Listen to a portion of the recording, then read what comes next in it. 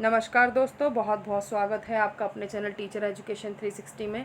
इकाई 3 में जो है हमारे दो प्रत्यय बचे हुए हैं, बिंब और प्रतीक, जो कि एक दूसरे से संबंधित भी हैं। साहित्य शास्त्र हम पढ़ रहे हैं, तो भाग 29वां है और इसके बाद 30वां भाग जो होगा हमारा प्रतीक का होगा। तो यही दो भाग हमारे इकाई 3 में बच रहे हैं। तो हम करते हैं आज बिंब। बिंब क्या होता है, इसकी परिभाषाएं, बिंब के तत्व और बिंब के भाग। तो ये बिंब के बारे में आज हम पढ़ते हैं। शुरुआत करते हैं कि बिंब क्या होता है। तो बिंब का मतलब होता है, जैसे हम प्रतिबिंब बोलते हैं, तो हम देखते हैं ना कि जब शीशे में देख रहे हैं तो हमारी परछाई जो हमें हूबहू हम नज़र आते हैं, वही हमारा बिंब होता है। तो उसी प्रकार से जब हम कोई काव्य पढ़ रहे होते हैं और उसको पढ़ के जो हूबहू इमेज यानी कि उसका बिंब जो हमारे कह सकते हैं मन में बनता है, या कह लीजिए कि हमारे मस्तिष्क में बनता है, उसे ही बिंब कहा जाता है। तो किसी पदार्थ या वस्तु को मूर्त रूप प्रदान करना, चित्रबद्ध करना या मानसी प्रतिकृति उतारना, इसे ही बिंब बोलते हैं। बिंब का अंग्रेजी रूपांतरण करें तो इमेज बनता है, यानी कि एक प्रकार का ये भाव गर्भित शब्द चित्र होता है, जो कि हमारे जो पंच इंद्रियां हैं, हमारी जो 5 इंद्रियां हैं, उन्हीं को तृप्त नहीं करता, वरन जो उनकी कह सकते हैं इंद्रियों की भूख भी मिटाता है। सिर्फ 5 इंद्रियां जो है उसे सिर्फ बाहर से देखती भी नहीं, हम उसे आत्मसात भी कर पाते हैं उस काव्य के माध्यम से, जिसमें वो बिंब डाला गया होता है, जिसमें वो बिंब चित्रित किया गया होता है। अब इसकी परिभाषाएं देख लेते हैं। तो C.D. लेविस ने जो है इसकी परिभाषा दी है कि काव्य बिंब एक ऐसा भावात्मक चित्र है जो रूपक आदि का आधार ग्रहण कर भावनाओं को तीव्र करता हुआ काव्यानुभूति को सादृश्य तक पहुंचाने में समर्थ है। यानी कि इनके हिसाब से देखें तो बिंब वो होता है जिससे हमारी भावनाएं भी तीव्र होती हैं, काव्य की हमें अनुभूति भी होती है, और हमें जो चीज़ कवि दिखाना चाहता है वहाँ तक हम पहुँचने में समर्थ भी हो जाते हैं, उसे ही बिंब कहा जाता है। कॉलरिज ने कहा है कि बिंब शब्दों में बुना हुआ वह चित्र है जो कवि के तीव्र भावावेग को पाठक तक संप्रेषित करता है। यानी कि कवि की भावनाओं को जो पाठक तक संप्रेषित कर दे, वही बिंब है। ये कॉलरिज के अनुसार है। डॉक्टर नगेंद्र का देखें तो कहते हैं, काव्य बिंब शब्दार्थ के माध्यम से कल्पना द्वारा निर्मित एक ऐसी मानस छवि है जिसके मूल में भाव की प्रेरणा रहती है। यानी कि कहीं ना कहीं भावनाएं जो हैं वो बिंब से संबंधित होती हैं। मन में बनने वाली छवि जो बिंबों को पढ़कर उभरती है, वो डॉक्टर नगेंद्र के हिसाब से बिंब है। यानी कि शब्द और उनके अर्थों के माध्यम से ही बिंबों का निर्माण किया जाता है। तो सबने अपने अपने अनुसार बिंबों की जो है हमें परिभाषाएं दी हैं।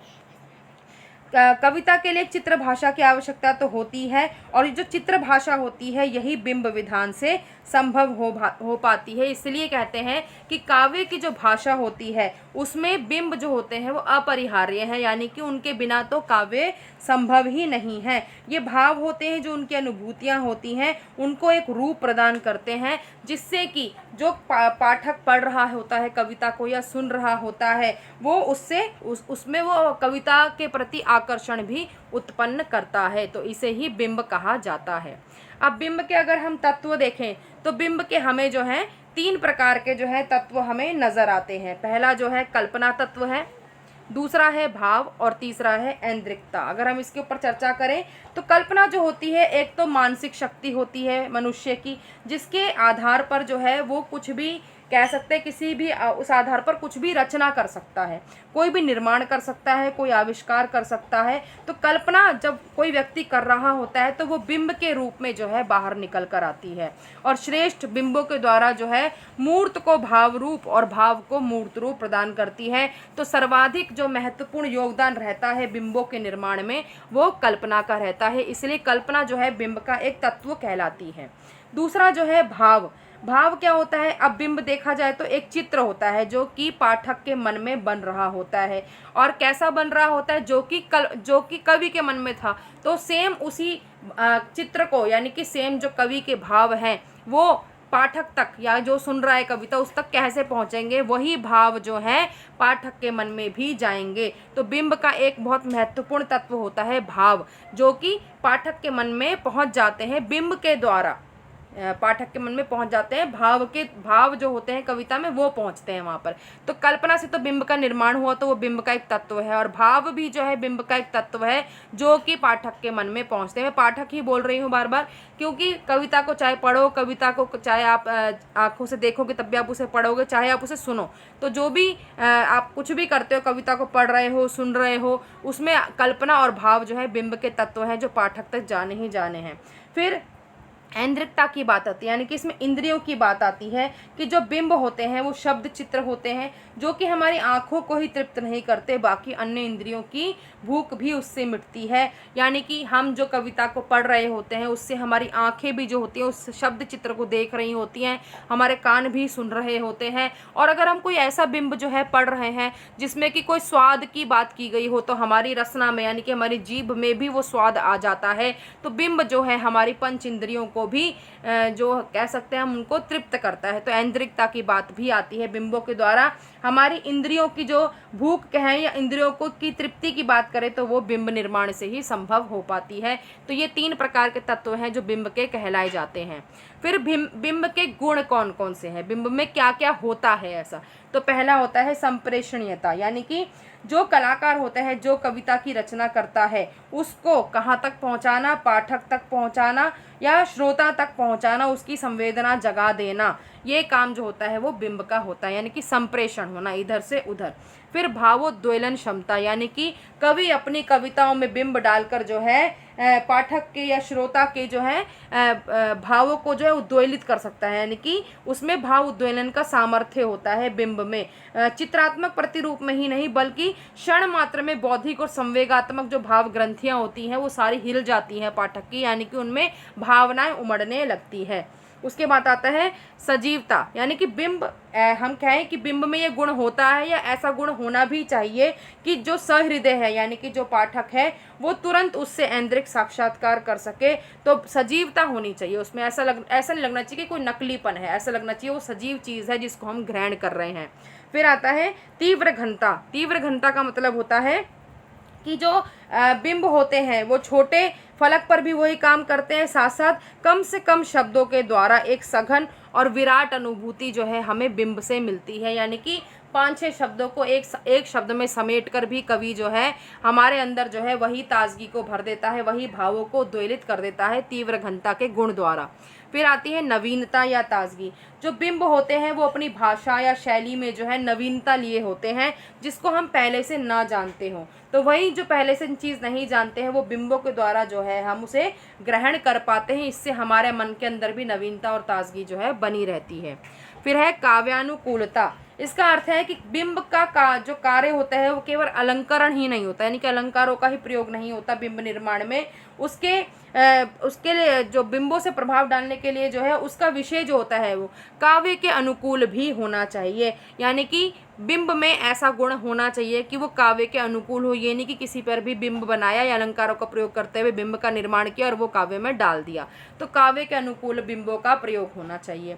प्रत्याग्रता का मतलब होता है, इसका अर्थ होता है कि यानी कि स्वर का आरोह अवरोह होना चाहिए, इस प्रकार से पद लालित्य भी होना चाहिए। तो इस प्रकार से अलग अलग चीज़ें जो है बिंब के अंदर समेट लेनी चाहिए कवि को, जिसमें सुर भी हो, लय भी हो, और उस प्रकार से जो है वो बिंब जो है हमारे साथ जो है तादाद में स्थापित करने में जो है हमें सहायता मिले। यानी कि ऐसा हो बिंब जो सुर लय में भी हो, उसमें जिसको हम पढ़े तो हमें अच्छा भी लगे पढ़ने में। तो इस प्रकार का गुण जो है प्रत्याग्रता कहलाता है, जिसके द्वारा जो है हमारे जीवन में सत्यता भी आ जाती है। तो बिंब के ये काफ़ी सारे गुण हैं, जिसे हम कहें कि बिंब के ये गुण होने भी चाहिए और बिंब में ये गुण होते भी। ज़रूरी नहीं है कि सारे ही गुण एक बिंब में हमें मिल जाए, हाँ कुछ ना कुछ गुण बिंबों में ज़रूर होने चाहिए जो काव्य में प्रयोग किए जाते हैं।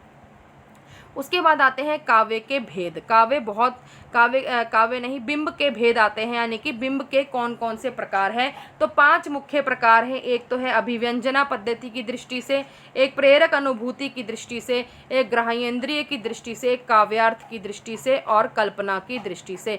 तो 5 मुख्य प्रकार हैं इसके अंदर, और छोटे छोटे इसके जो है भेद किए गए हैं। तो मैं थोड़ा थोड़ा बताते हुए चलती हूँ। बाकी जो इसके बारे में विस्तार पूर्वक बताया है वो मैं PDF में डालूंगी और साथ में इनका एक एक उदाहरण भी दूंगी। तो अभिव्यंजना पद्धति के आधार पर उसकी दृष्टि से जो भी बिंब के भेद हैं, पहली बात तो अभिव्यंजना का मतलब होता है कि मन के भाव आदि के प्रकट होने से होता है, या फिर उसको मन के भावों को प्रकट करने की क्रिया या भाव, उसे अभिव्यंजना बोलते हैं।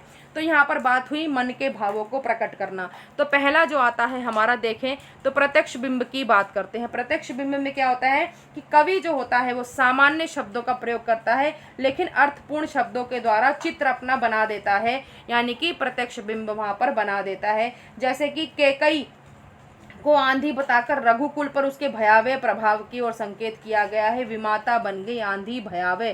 तो अर्थपूर्ण शब्दों का प्रयोग, सामान्य शब्दों का प्रयोग, ये प्रत्यक्ष बिंब में होता है। दूसरा आता है अलंकृत बिंब। अलंकृत बिंब में अलंकारों का प्रयोग किया जाता है, चाहे तो वो रूपक हो, उपमा हो, उत्प्रेक्षा हो, उन अलंकारों के द्वारा ही बिंबों का निर्माण किया जाता है। और क्या होता है कि जो भाव होते हैं कवि के, उनको अप्रस्तुत में बांधकर मार्मिक ढंग से प्रस्तुत किया जाता है। जैसे कि कई बार कवि जो होते हैं वो मुख के सौंदर्य का जो वर्णन होता है वो अलंकारों के द्वारा करते हैं। तो अलंकृत बिंब के अंतर्गत ये सब बातें आती हैं। दूसरा आता है मुख्य आधार जो है, दृष्टि है प्रेरक अनुभूति की दृष्टि से। प्रेरक अनुभूति का मतलब है अनुभव की बात है इसमें। तो पहला जो आता है हमारा इसमें वो आता है सरल बिंब। तो सरल बिंब में क्या होता है कि इस प्रकार के बिंबों में जो रेखाएं और रंग होता है वो स्पष्ट होता है। यानी कि लज्जा का अगर हमें प्रभाव दिखाना है तो इस प्रकार से बोल सकते हैं, लज्जा ने घूंघट काढ़ा, मुख का रंग किया गाढ़ा। तो यहाँ पर रंग रेखाएं सब स्पष्ट होती हैं इस बिंब में। आसान सा बिंब होता है, सरल बिंब इसलिए इसका नाम रखा गया है। दूसरा आता है मिश्र बिंब। मिश्र बिंब में एक ही बिंब में बहुत सारी रंगों का और रेखाओं का प्रयोग किया जाता है। इसका उदाहरण भी मैं आपको दे दूंगी। जैसे कि लाली एक शब्द है, लाली क्या होता है, लाली गालों की लाली भी हो सकती है, सूरज की लाली भी हो सकती है। तो इस प्रकार से उसको प्रयोग करना। जैसे कि लाली बन सरल कपोलों में, आँखों में अंजन सी लगती, कुंचित अलकों सी घुंघराली, मन की मरोर बनकर जगती। कामायनी का है ये। तो ये एक मिश्र बिंब है। इसके बाद है जटिल बिंब। जटिल का मतलब कठिन। तो इसमें जो होती है रेखाएं उलझी हुई और रंग धूमिल होता है। इसमें क्या होता है, जो सहृदय है यानी कि जो पाठक होता है, वो सहृदय का मतलब जो कवि होता है वो अपनी कल्पना के द्वारा क्रम लगाकर बिंब की रूपरेखा को पूर्ण करता है। इसमें जैसे लज्जा की बात करी जाए तो लज्जा में बहुत सारे जो है अलग अलग प्रकार के मिश्रण करके और कठिन सा बिंब बनाया जाता है। जैसे कि नीरव निशीथ में लतिका सी तुम कौन आ रही हो बढ़ती, कोमल बाहें फैलाई सी आलिंगन का जादू पड़ती। तो इस प्रकार इसमें लज्जा की बात की गई है। तो ये एक जटिल बिंब का उदाहरण है। फिर एक खंडित बिंब क्या होता है, इसमें बिखरी हुई अनुभूति होती है और कवि जो होता है वो अपनी अनुभूति को खंडित मानता हुआ उसकी स्थिति को अनिवार्य मानता है। जैसे कि इसमें है कि उन पेड़ों की डाली में से एक झांक रही कत्थई रुखाई, जो कि वह बंगला है लाल भवन है, क्योंकि कोई रक्तिम केंद्र उसी केंद्र की तलाश में चुपचाप घूम रहा हूँ आप। तो चांद का मुंह टेढ़ा है। आप देखिए इसमें टुकड़े टुकड़े टुकड़े में पढ़ रही थी मैं, तो आपको पढ़ने से भी समझ में आ जाएगा कि यहाँ पे कौन सा बिंब है। तो खंड खंड सा लग रहा था, टुकड़ों में से एक। जैसे कि उन पेड़ों की डाली में से एक झांक रही कत्थई रुखाई, जो कि वह बंगला है लाल भवन है, क्योंकि कोई रक्तिम केंद्र उसी केंद्र की तलाश में चुपचाप घूम रहा हूँ आप। तो यहाँ पे टुकड़े टुकड़े नजर आ रहे हैं। तो ये खंडित बिंब है। फिर आता है समाकलित बिंब। समाकलित को देखिए तो अंग्रेजी में समाकलन मतलब होता है इंटीग्रेटेड, यानी कि इंटीग्रेशन, जोड़ देना। इसे पूर्ण बिंब भी कहते हैं, यानी कि कंप्लीट। इसमें जो होता है सारी जो अनुभूतियाँ होती हैं उनके साथ जो है उनका समाकलन कर दिया जाता है और इसमें पूर्ण रूप में व्यक्त हो जाता है बिंब। इसमें है अमानिशा उगलता गगन घन अंधकार खो रहा, दिशा का ज्ञान स्तब्ध है पवन चार, अप्रतिहत गरज रहा पीछे अम्बुदी विशाल भूदर, ज्यों ध्यान मगन केवल जलती मशाल। आप देख रहे हैं इसमें अनु ताल, इसमें तय ताल लय सब जो है कितना अच्छा लग रहा है सुनने में भी। तो ये इंटीग्रेशन है, यानी कि समाकलन करना है। यहाँ पे शब्द चित्र जो होते हैं वो समाकलित रूप में होते हैं, इसलिए इसका नाम जो है समाकलित बिंब रखा गया है। उसके बाद होते हैं ग्राहेंद्रिय की दृष्टि से। ये सारे बिंब जो हैं ये वाले, ये सारे बहुत आसान है समझने, क्योंकि ये सारे हमारे इंद्रियों से संबंधित हैं। जैसे कि पहला वाला चाक्षुष बिंब। चक्षु की बात हो रही है, यानी कि ये बिंब जो होते हैं आकारवान होते हैं, नजर आने के लिए, न दिखाई देने वाले बिंब। तो जीवन और काव्य में सबसे ज़्यादा इन बिंबों का प्रयोग होता है। इसे दृश्य बिंब भी कहते हैं। ये वाले चाक्षुष बिंब की बात कर रहे हैं हम।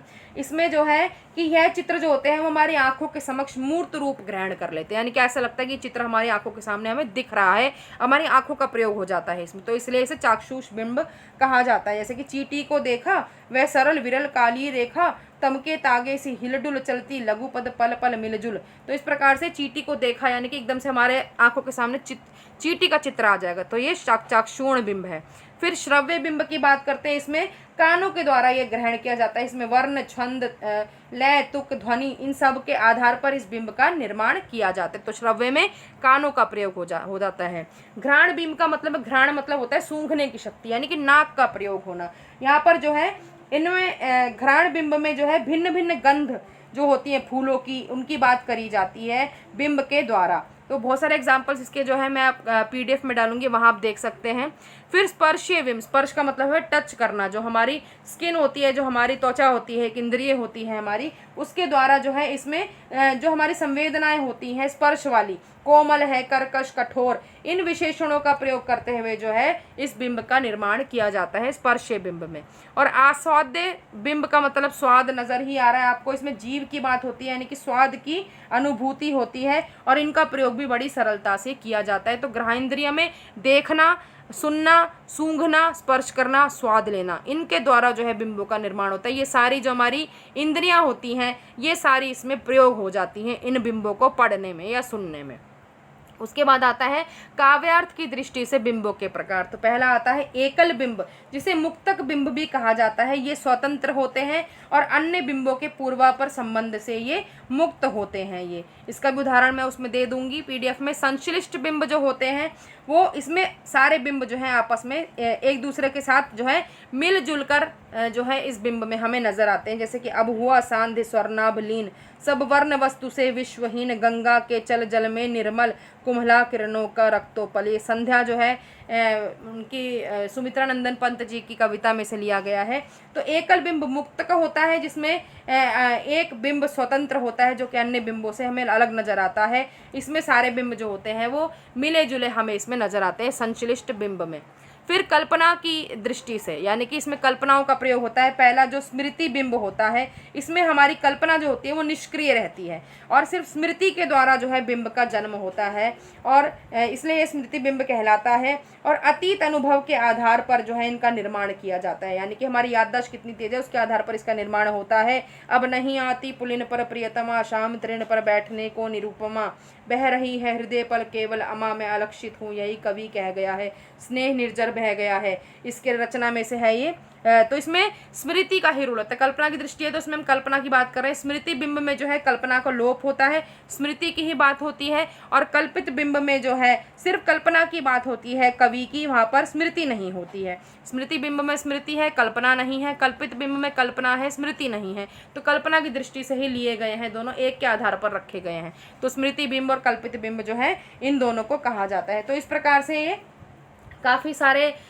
बिंबों के आधार हैं 5, जिनमें अगर आप टोटल करेंगे तो 1, 2 और ये जो है 5 है, 7 हो गए, 8, 9, 10, 11, 12 और 2 14 और 2 16। तो यहाँ पे कुल मिलाकर हमें बिंबों के प्रकार इसमें 16 नज़र आते हैं। ये तो ग्रहांद्रिय आपको आसान लगा ही होगा, क्योंकि इसमें सिर्फ इंद्रियों की बात की जाती है। यहाँ पे अभिव्यंजना की बात की जाती है, यानी कि मन के भावों की बात की जाती है। यहाँ पे अनुभव की बात की जाती है। यहाँ पे काव्य के अर्थ जो होता है, एकल बिंब एक प्रकार का बिंब, संश्लिष्ट बिंब जो होता है बहुत सारे बिंबों को मिलाकर जो है इसमें प्रयोग किया जाता है संश्लिष्ट बिंब में। तो ये सारे जो हैं हमारे बिंबों के प्रकार हैं। तो थोड़ा बहुत इनके बारे में पता होना चाहिए। ज़्यादा डीप में जो है UGC नेट में प्रश्न बिंब में से नहीं आएगा, लेकिन कितने प्रकार के हैं और आपको ये पता होना चाहिए कि इस बिंब में क्या होता है ऐसा, और एक एक एग्जाम्पल आपको पता होना चाहिए, जो कि मैं PDF में ज़रूर डालूंगी। तो आशा है आपको बिंब हमारा समझ आ गया होगा। और इसी के आधार पर जो बिंब के बाद हम प्रतीक क्लास पढ़ेंगे वो भी आसान है, वो भी ज़्यादा बड़ी क्लास नहीं होगी। तो हमारे प्रतीकों तक जो है इकाई 3 हमारी कंप्लीट हो जाएगी। इसके बाद मैं साथ में अब इस इकाई 3 के ही 100 प्रश्न, बहुत ही महत्वपूर्ण वाले प्रश्न बना रही हूँ, जो कि आपको जो बहुत इम्पॉर्टेंट है और आपको इसकी पीडीएफ के साथ ही मिलेंगे। जो भी इकाई 3 की पीडीएफ लेंगे उसमें आपको 100 प्रश्न सबसे महत्वपूर्ण उसमें रहेंगे और बिल्कुल यूजीसी नेट के आधार पर ही वो प्रश्न है, जैसे यूजीसी नेट में फॉर्मेट आता है क्वेश्चन का। आप देखेंगे उसमें डायरेक्ट क्वेश्चन कम आते हैं, उसमें आप देखेंगे तो क्रम वाले क्वेश्चंस आपको मिलेंगे या सुमेलित करने वाले क्वेश्चन ज़्यादा मिलेंगे। तो पैटर्न हमारा यूजीसी नेट के सेम क्वेश्चंस का वही रहेगा और 100 क्वेश्चन आपको पीडीएफ में ज़रूर मिलेंगे। तो अगर आपको आज की वीडियो पसंद आई हो तो लाइक करना बिल्कुल ना भूलें और कमेंट आप करते हैं, आपका बहुत बहुत धन्यवाद। और इसी प्रकार आप पढ़ते रहें और अगर अभी हमारा चैनल आपने सब्सक्राइब नहीं किया है तो कर लीजिए, साथ में नोटिफिकेशन बेल को दबाना ना भूलें। हमारी वेबसाइट है www.teachereducation360.com, जिसका आपको जो है लिंक डिस्क्रिप्शन बॉक्स में भी मिल जाएगा। तो आप पढ़ते रहें, अपने स्वास्थ्य का भी ध्यान रखें। धन्यवाद।